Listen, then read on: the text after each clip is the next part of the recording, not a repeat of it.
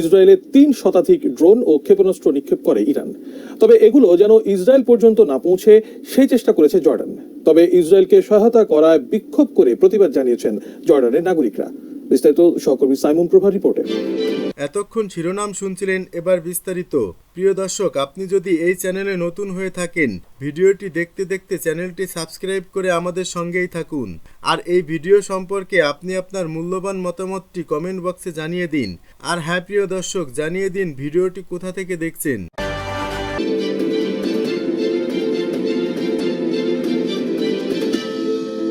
সিরিয়ার দামেস্কে ইরানের কনসুলেটে হামলার জবাবে গত শনিবার দিবাগত রাতে ইসরায়েলে ৩ শতাধিক ড্রোন ও মিসাইল হামলা করে তেহরান। কিন্তু এগুলো যেন ইসরায়েল পর্যন্ত না পৌঁছে সে চেষ্টা করেছে জর্ডান। আত্মরক্ষার জন্য এটি করা হয়েছে বলে এক বিবৃতিতে জানিয়েছে জর্ডান সরকার।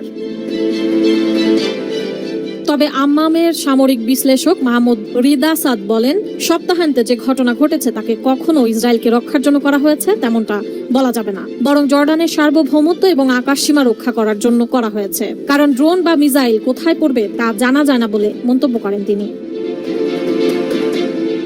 এদিকে জর্ডানের এই সহায়তা খুশির খবর বলে প্রকাশ করে ইসরায়েলের গণমাধ্যম। এ সম্পর্কে রিদা সাদ বলেন, এটা ইসরায়েলের প্রোপাগান্ডা ছাড়া আর কিছুই নয়। কিন্তু কয়েক সপ্তাহ ধরে ইসরায়েলের বিরুদ্ধে প্রতিবাদ করা জর্ডানের নাগরিকেরা তাদের সরকারের এমন কর্মকাণ্ডের প্রতিবাদ করেছেন। 100% কপার কন্ডেন্সারে তৈরি ভিশন ফ্রিজ, তাই গুণে মানে অটুট থাকে বছরের পর বছর। দেশটির একজন রাজনৈতিক অ্যাক্টিভিস্ট বলেন, জর্ডান যেভাবে ইসরায়েলকে রক্ষা করেছে তাতে তিনি খুবই বিরক্ত। তিনি জানান সেখানকার অনেকেই সেটা মেনে নিচ্ছে না। তারা ইরানকে সমর্থন করেন না এবং গাজায় যা ঘটছে তার পেছনে ইরানের বড় ভূমিকা আছে বলে মনে করেন। কিন্তু গাজায় ইসরায়েলের কার্যক্রমে বাধা সৃষ্টি করে এমন যে কোনো পদক্ষেপের সঙ্গে তারা আছেন বলে মন্তব্য করেন। তারা 1994 সালে ইসরায়েল ও জর্ডানের মধ্যে সই হওয়া শান্তি চুক্তি বাতিলেরও আহ্বান জানান। বিবৃতিতে জানানো হয়েছে এগুলো তাদের জনগণ ও জনবহুল এলাকার জন্য হুমকি স্বরূপ। গত কয়েক সপ্তাহ ধরে আম্মামে ইসরায়েলের দূতাবাসের সামনে জড়ো হয়ে কয়েক হাজার স্থানীয় মানুষ বিক্ষোভ প্রদর্শন করছেন বলে জানা যায়। জানা গেছে জর্ডানের রানী সহ প্রতি 5 জনের একজন ফিলিস্তিনি বংশোদ্ভূত। 2021 সালে যুক্তরাষ্ট্র ও জর্ডানের মধ্যে একটি প্রতিরক্ষা সহযোগিতা চুক্তি সই হয়েছিল, কিন্তু এক্ষেত্রে জর্ডানের সংসদের অনুমোদন নেওয়া হয়নি বলে সমালোচনা রয়েছে। এই চুক্তির আওতায় মার্কিন সামরিক বাহিনীর সদস্য সামরিক যান ও উড়োজাহাজ বাধা ছাড়াই জর্ডানে ঢুকতে ও ঘুরে বেড়াতে পারবে। গাজা নিয়ে আম্মামে বিক্ষোভ শুরুর পর অনেকে জর্ডান থেকে মার্কিনীদের তাড়িয়ে দেওয়ার কথা বলতে শুরু করেন বলে জানা গেছে। 5 না ভেবেই সিরিয়ায় ইরানি কনসুলেটে হামলা করেছিল ইসরায়েল।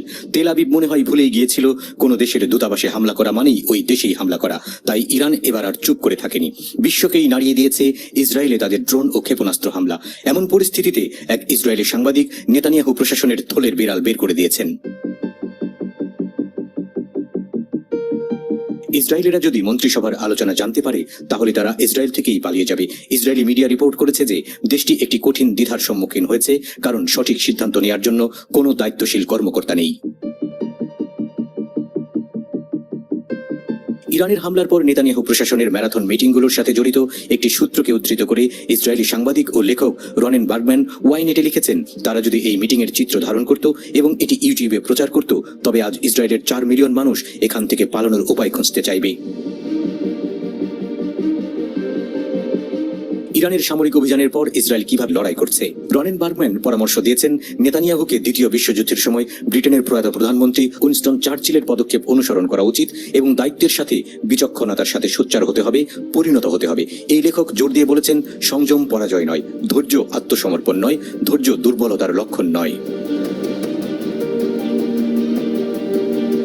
লেখকের মতে প্রাথমিকভাবে ইসরায়েলের যুদ্ধকালীন মন্ত্রিসভা তেহরানের হামলার পরিকল্পনা অনুমোদন করেছিল, যা ইরানের অভিযানের কয়েক ঘন্টার মধ্যে চালানোর কথা ছিল।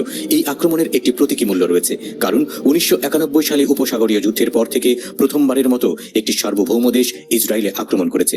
বার্গম্যান 1991 সালে ইসরায়েলের উপর আক্রমণের জন্য মার্কিন যুক্তরাষ্ট্রের প্রতিক্রিয়ার কথা স্মরণ করেন। তিনি আরও উল্লেখ করেছেন, ইসরায়েল তখন তৎকালীন ইরাকি প্রেসিডেন্ট সাদ্দাম হোসেনের ক্ষেপণাস্ত্রের কারণে সর্বনিম্ন ক্ষতির জন্য মার্কিন যুক্তরাষ্ট্র এবং জার্মানি উভয়ের কাছ থেকে ক্ষতিপূরণ পেয়েছে। মধ্যপ্রাচ্যের চলমান পরিস্থিতি নিয়ে ওয়াশিংটন খুবই উদ্বিগ্ন এবং ইরানের সাথে ইসরায়েলের সরাসরি সংঘর্ষ এড়াতে চায়। এদিকে যুক্তরাষ্ট্র ইরানের সাথে যুদ্ধে জড়াতে চায় না এবং অন্যদিকে মার্কিন যুক্তরাষ্ট্র সুস্পষ্ট সংকেত পেয়েছে, যা ইসরায়েল দ্ব্যর্থহীন প্রতিক্রিয়া জানানোর আশঙ্কা তৈরি করেছে। লেখকের মতে ইসরায়েলের সংযম এবং দায়িত্বের সাথে আচরণ করা দরকার, কারণ নেতানিয়াহুর সাথে বিরোধের পর বাইডেন প্রশাসন আবারও তেল আবিবের সাথে উল্লেখযোগ্য কূটনৈতিক কার্যকলাপ শুরু করেছে। রনেন বার্গম্যান বলেছেন, এটা একটা ভালো খবর যে মার্কিন যুক্তরাষ্ট্র ইসরায়েল ও ইরানের মধ্যে পরিস্থিতি শান্ত করতে সাহায্য করছে। তারা জার্মানি, ব্রিটেন, ফ্রান্স, সৌদি আরব এবং তুরস্কের সাথে যোগাযোগ করছে, যাতে করে মধ্যপ্রাচ্যের চলমান বৃহত্তর সংঘাতের ঝুঁকি কমানো যায়। কিন্তু ইসরায়েলের কর্মকাণ্ডে রনেন বার্গম্যান বিরক্ত। ইসরায়েলি কর্মকাণ্ডের নির্দেশ খুব বিএনপির সাবেক নেতাকে প্রার্থী ঘোষণা করলেন আওয়ামী লীগের সদস্য। আসন্ন উপজেলা পরিষদ নির্বাচনে নেত্রকোনার পূর্ব ধলায় বিএনপির সাবেক নেতা শিল্পপতি আসাদুজ্জামান ওরফে নয়নকে সমর্থন দিয়েছে স্থানীয় সংসদ সদস্য, কেন্দ্রীয় আওয়ামী লীগের সাধারণ সাংগঠনিক সম্পাদক বীর মুক্তিযোদ্ধা মোহাম্মদ আহমদ হোসেন। গত শনিবার রাতে পূর্ব ধলার সরিষতলা এলাকায় একটি ওরস মাহফিলে বক্তব্য দেওয়ার সময় সংসদ সদস্য ওই নেতাকে পাশে দাঁড় করিয়ে প্রার্থী হিসেবে পরিচয় করিয়ে দেন। আসাদুজ্জামান বিএনপির সহযোগী সংগঠন তাঁতি দলের কেন্দ্রীয় কমিটির সদস্য ছিলেন। পেশায় ব্যবসায়ী ওই ব্যক্তি এলাকায় বিএনপির নেতা হিসেবে পরিচিত। শনিবার রাতে সংসদ সদস্য তাকে পছন্দের প্রার্থী হিসেবে নাম ঘোষণা করেন।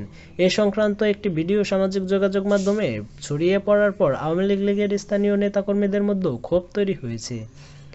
ভিডিওতে আহমদ হোসেনকে বলতে শোনা যায়, আমরা কি চেয়ারম্যান চাই? তখন উপস্থিত লোকজন বলেন হ্যাঁ। এরপর তিনি বলেন, কোন চেয়ারম্যান চাই? আমরা পাবলিকের টাকা মাইরা খায়, প্রতারণা করে, বেইমানি করে এমন চেয়ারম্যান চাই না। এ সময় আসাদুজ্জামানের হাত উঁচু করে ধরে সংসদ সদস্য বলেন, এই নয়ন আসবে, টাকা নেবে না, সে টাকা দিবে। আমাদের এমপি বানাইছেন আপনারা, আমরা একটা সহযোগী লাগবে না।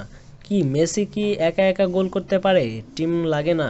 কাজেই চেয়ারম্যানটাও আমার টিমের নয়ন, তারে আমি চাই।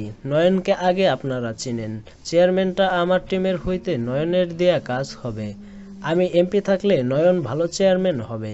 3 মিনিট 18 সেকেন্ডের ওই ভিডিওতে সংসদ সদস্যকে বলতে শোনা যায়, আমি এমপি, আমি জেলা পরিষদের অ্যাডভাইজার, সব কমিটির আমি প্রধান, সব কিছু আমার অ্যাডভাইজে চলবে, আমাকে কাজ করতে দেবেন।